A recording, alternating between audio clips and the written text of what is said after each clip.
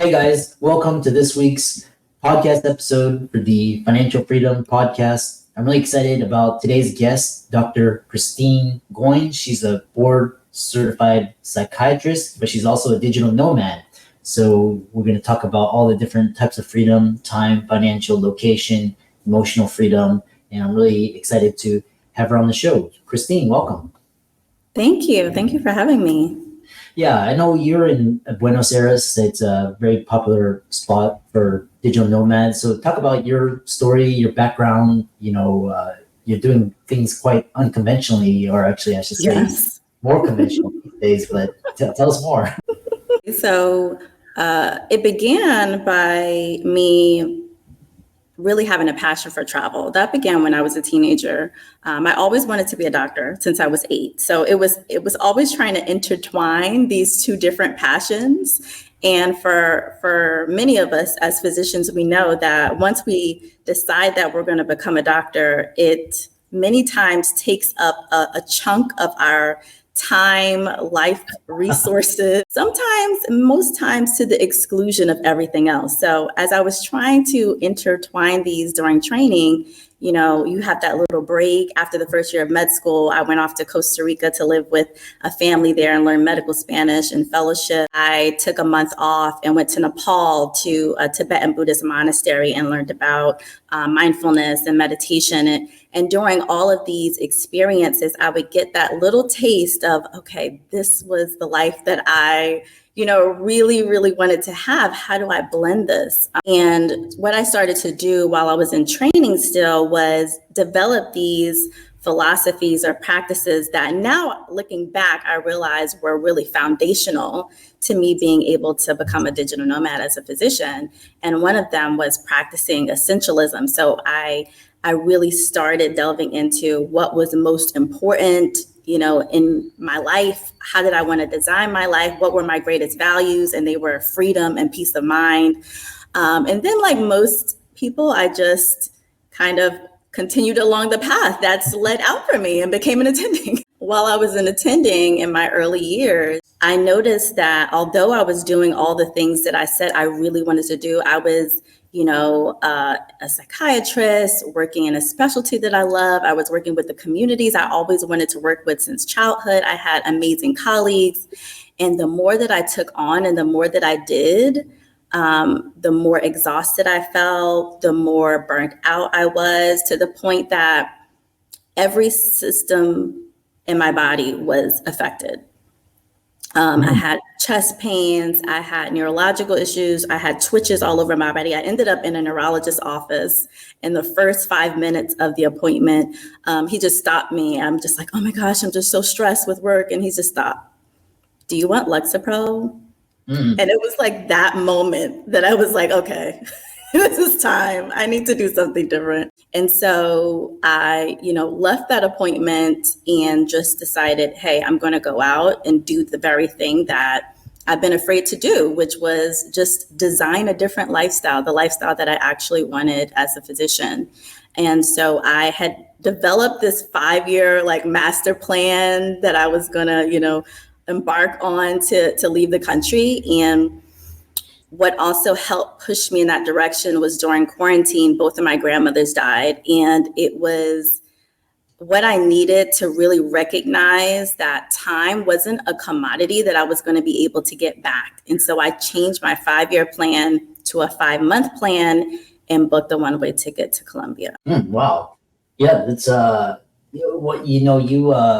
I love this story because it's becoming more of a frequent story that you hear, especially after COVID, and just people realizing that there's other ways and there's more meaning to life. I think especially millennials and Gen Z, their values are a little bit different, and their value, what you're talking about, is they value their time and their freedom and their ability. So one thing is talking about, because a lot of doctors listening on this, they want to do what you're doing. They want this location and time freedom. So talk about a little bit about how you incorporate. I love how you incorporated your values into your life, and you design your ideal career in life. because you're still, treating patients, you're still doing consulting. So talk about that. Yeah. I think that piece is really essential. Taking the time, it takes some stepping back and getting really clear, spending time in silence, even away from everyone that you know, to be able to decide what is most important. For me, it was freedom and peace of mind, and freedom in 4 different areas. It was time, financial, location, and mindset. Because I knew that if I could wrap my mind around it, if I had the right thought patterns, and if I could get rid of my self-limiting thoughts, I was unstoppable. I could do anything. And I wanted to have peace while doing it. I didn't want to do all of these things and, feel exhausted and, be in a constant state of anxiety. And so once I figured out that freedom and peace of mind were my greatest values and taking the time to do that, from there, I could just build. It made all my other decisions a lot easier. I could consistently make decisions that were in alignment with those 2 values. And so for me, when I left, I decided I want to work 2 days a week. I don't want to have a life that I need to take vacations from. I don't want to have a life that I need to retire from. I could do what I'm doing now till forever. And I would be perfectly happy doing it. And so that's the type of life that I wanted to design for myself. And so I would say, taking the time to have that clarity on what's most important for you, and then committing to it. Because as soon as you commit to something, that's when everything kind of comes up, like the fear of change and what people are going to say, and the fear of both failure, but also success. Like, what is my life going to look like if it's as big as I, dream? But it's being able to walk through that and having the courage and the bravery to still move ahead anyway and create a plan to do it. Yeah, I love that. Talk about because a lot of doctors, they feel trapped, and they feel stuck, and they feel like they don't have any choices or options. But actually, I was talking to one of my friends. She's also a career coach. She's like, you're not trapped. You can choose it. There's consequences but you're not trapped. You can choose to opt into the system or not. So talk to physicians that are listening to this.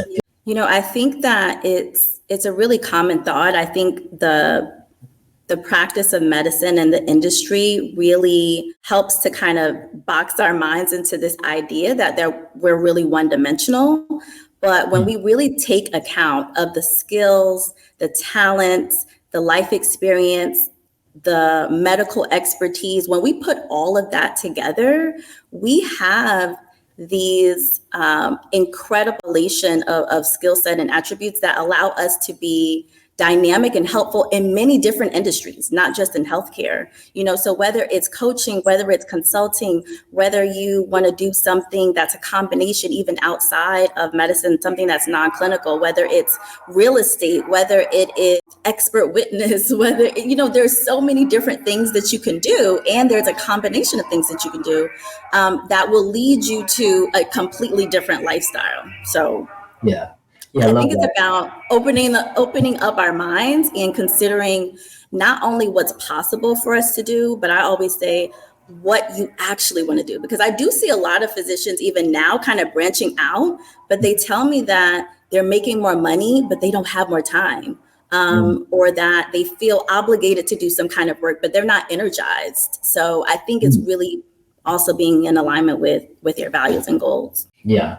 And talk about technology, because especially after COVID, with Zoom and, StreamYard, how easy it is, especially for telehealth and telepsychiatry consulting. Now you don't have to meet face to face. You can, we have this interface. So talk about how technologies enable freedom, and you're able to do work from other locations and at your own pace and time. Yeah. I mean, I think that it's been a complete game changer in the sense that other industries and in a broader way, people have been bought into it, because it's not that it didn't exist before. And I knew different types of not just psychiatrists, but different types of doctors who 10 years plus before were already utilizing, aspects of telemedicine. But I think what, quarantine and COVID, all of that allowed is for for us to come to a place where we had to do it so people could actually see like, this is actually not that bad. Like, and for many of, especially the younger generations, because I work, a lot with kids and adolescents, they're like, no, I prefer this, Dr. Goins. Like, I don't want to have to leave my house. And for us to be able to, even as providers, like tap into the fact that not only does it give, our patients or the clients that we're working with that extra time, freedom, and that flexibility, right, to connect with us in a way that is better for them, but also for us to get a deeper, more insight into their life. Like for kiddos, now I can see what posters they have in their room. And I'm like, wait, what is that you have in the refrigerator? Like, why are you drinking that?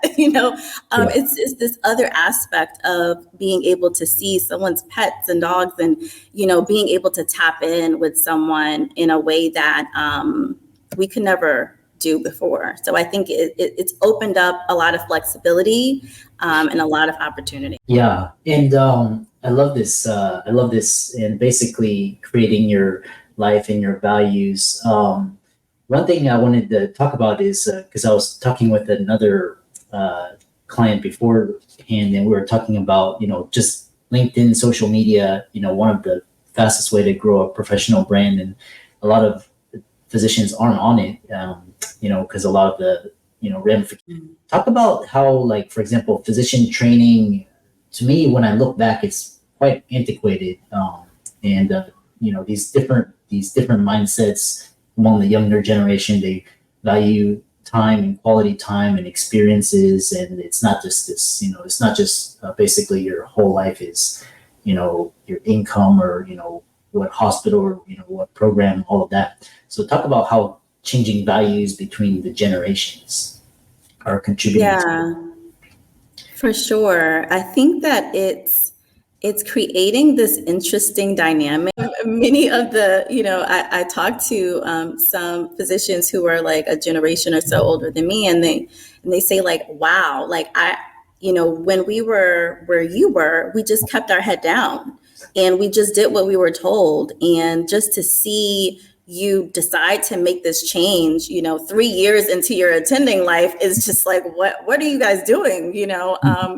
But I think at the same time, they're also inspired because we're choosing to live life a different way. And even like the clients that I work with, they're not waiting. They're medical students, they're residents. They're like, I don't even want to begin going down that road. Yeah. I already sense burnout here. Like, how can I start even in my training to think about and design a life that is in alignment with what I really want, even when I'm considering like student loan debt and all of these other things that kept many of us bound and feeling stuck. Like, how can I think differently about this? What are strategies that I can use to begin to separate myself from this roadmap that was just given to me? Yeah, I love that. I love that. And like more of the younger generation, they're saving earlier. They're really seriously considering how much debt to take out. They're reading outside of their medical textbooks, real estate, stocks, investing, all of these different growing a business, side income, hustles, all of that. How did you handle? Because I know, social pressure is really high in medicine. We talked about just keeping your head down and just kind of heard when people like, they say, are you crazy? Or, what are you doing? You're throwing your life away. You're throwing your best earning years away. How did you address that? How did you, block it out? How did you handle it? I had to recognize that it's never really what anyone else is saying to me that really would get to me. It's what I believed about myself. It was really if someone says something to you that you don't believe, it really doesn't touch you. Like, it really doesn't matter. They're like, you have purple hair, and you're like, I don't care. But when someone says something to you and it really affects you on a deep level, it's because you believe it. So I really had to check my own self-limiting thoughts. Like, did I believe that this was true? And, in the beginning, there was a lot of fear around that, but I did the math and I realized that becoming a digital nomad was going to fast track, my financial freedom more than staying where I was, in academia and living in a major city in the US, this was a path that was going to lead me to where I was trying to go even faster, but at the same time was going to allow me to have more time and greater experiences and financial freedom, things that I would never be able to achieve by staying where I was and listening to the same people who were feeding me their doubts. It was interesting because I did what you did in September of 2008, right after Lehman collapsed. I was like, I can't take this anymore. CEOs getting rich off, the taxpayers and just corporate greed. And then I actually had to lock myself. I had to isolate myself and mentally prepare myself anytime I came across these negative thoughts, just become aware and just know where they're coming from and just kind of block it out, tune it out. And now haters, whatever, that it just does not faze me. So it's basically to get this tolerance of that. So yeah, anytime you do against the grain, people are going to be questioning you and just kind of doubting you. So really interesting conversation. So tell people how to contact you, follow you, check you out. I know you're in Buenos Aires. Are you gonna base there? Or I know Colombia is also a very popular place for digital nomads in Southeast Asia. So what are your thoughts? For sure. I've been here for a few months, but I usually switch countries every few months. And I have lived in Colombia. It's amazing. I love living there too.